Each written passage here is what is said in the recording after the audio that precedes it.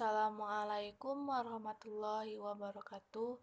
Perkenalkan, nama saya Putri Maharani dengan NIM 19 10 20 40 08 dari Fakultas Tarbiyah dan Ilmu Keguruan, jurusan Tadris Biologi, Institut Agama Islam Negeri Kerinci,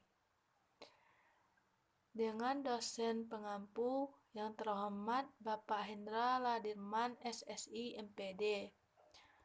Pada kali ini materi yang kelima, adapun pokok pembahasan kita adalah sistematik dan diversitas. Adapun pokok pembahasannya adalah pengertian sistematik beserta contohnya. Dan yang kedua, pengertian diversitas beserta contohnya. Selanjutnya saya akan menjelaskan terlebih dahulu pengertian dari sistematik itu sendiri. Sistematik adalah ilmu yang mempelajari keanekaragaman kehidupan di bumi baik pada masa lalu maupun sekarang, serta hubungan antara makhluk hidup sepanjang sejarah. Hubungan tersebut divisualisasikan dalam evolusi atau kardogram atau pohon filogenetika. Sistematik merupakan kajian yang lebih luas dari taksonomi tradisional dengan tambahan teori dan aspek praktis tentang evolusi, genetika, dan spesies. Selain itu, sistematik juga dapat digunakan untuk membantu mempelajari hubungan evolusioner antara organisme. Dalam konteks ini lebih banyak dikenal dengan filogeni. Selain itu, taksonomi juga dapat diartikan sebagai mengklasifikasikan suatu organisme dalam tingkatan hierarki atau dalam tingkatan taksonomi, seperti kerajaan atau kingdom, bangsa atau ordo, suku atau famili, marga atau genus, dan jenis atau spesies berdasarkan karakter-karakter yang sama. Dengan adanya perbedaan dan persamaan ini, maka kita bisa mengelompokkan makhluk hidup. Selanjutnya, contoh dari sistematik ada dua. Contoh sistematik ada dua, yaitu sebagai berikut. Yang pertama, contoh pada tumbuhan. Di sini contoh pada tumbuhan adalah bunga matahari, kingdom plante, divisi Magnoliophyta, kelas Manoliophyta, ordo Arterales, famili Arterales, genus Helianthus, spesies Helianthus annus. Contoh pada hewan di sini adalah kerbau, kingdom Animalia, divisi Chordata, kelas Mammalia, ordo Artiodactyla, famili Bifiodea, genus Bubulus, spesies Bubulus bubalis. Selanjutnya saya akan menjelaskan sistematik makhluk hidup. Sistematik dalam makhluk hidup ada dua, yaitu taksonomi tumbuhan. Taksonomi tumbuhan adalah ilmu yang mempelajari penelusuran, penyimpanan contoh, pemberian, pengenalan atau identifikasi, pengelompokan atau klasifikasi, dan penamaan tumbuhan. Ilmu ini merupakan cabang dari taksonomi. Taksonomi berasal dari bahasa Yunani, yaitu taxis, yang artinya susunan atau arguments, dan nomos artinya aturan atau hukum. Taksonomi merupakan susunan berdasarkan aturan tertentu. Klasifikasi tumbuhan adalah bagian dari taksonomi. Ilmu taksonomi tumbuhan mengalami banyak perubahan cepat semenjak digunakannya berbagai teknik biologi molekuler dalam berbagai kajiannya. Pengelompokan spesies ke dalam berbagai takson seringkali berubah-ubah tergantung dari sistem klasifikasinya. Yang kedua, sistematika tumbuhan. Sistematika adalah ilmu yang secara ilmiah mempelajari keanekaragaman makhluk hidup serta sejarah hubungan kekerabatan evolusi yang ada di antara mereka. Gabungan antara taksonomi dan filogenetika.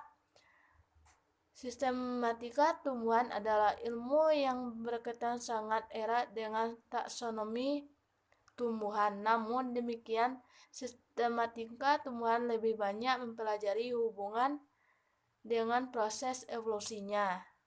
Dalam sistematika bantuan itu sendiri, filogemi dan kladistika banyak berperang.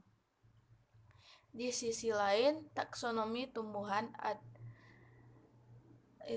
lebih banyak mempelajari aspek penanganan sampel-sampel dan atau spesimen tumbuhan dan pengelompokan klasifikasi.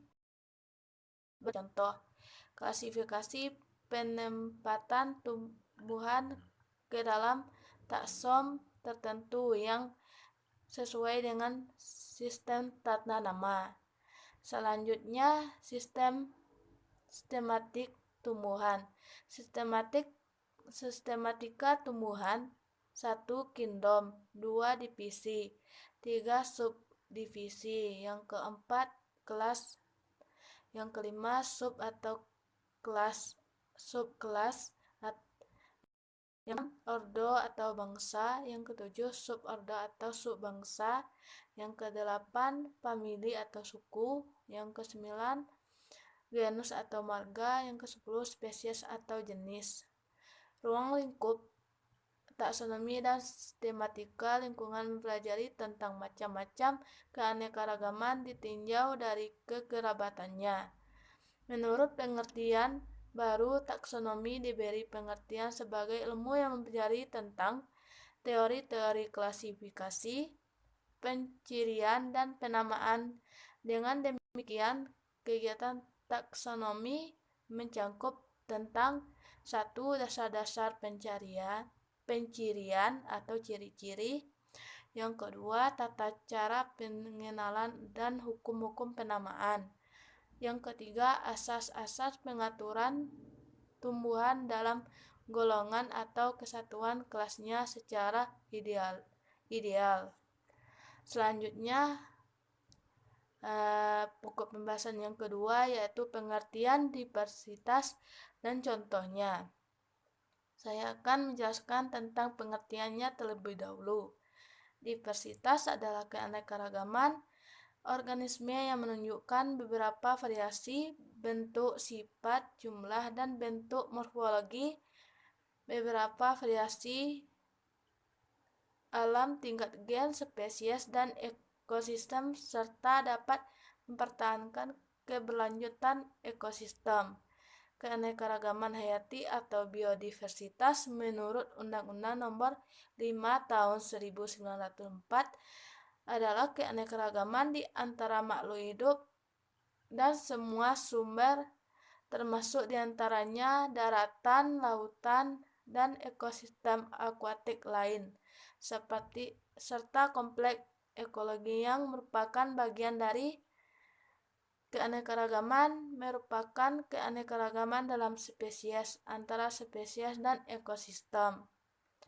Selanjutnya, contoh diversitas berdasarkan tingkatannya.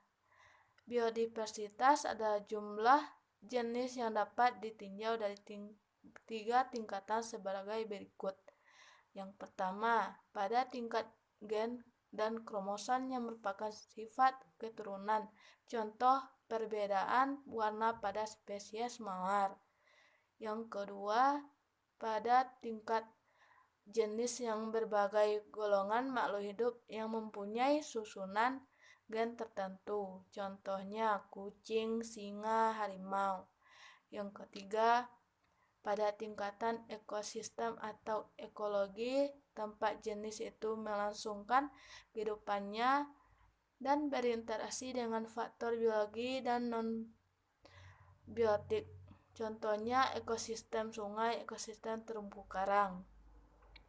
Demikianlah penjelasan saya mengenai materi yang kelima dalam mata kuliah biologi konservasi. Apabila terdapat kesalahan dalam pengucapan kata maupun dalam pembahasan, saya mohon maaf. Apabila ada komentar, silakan dituliskan di bawah. Saya ucapkan wassalamualaikum warahmatullahi wabarakatuh.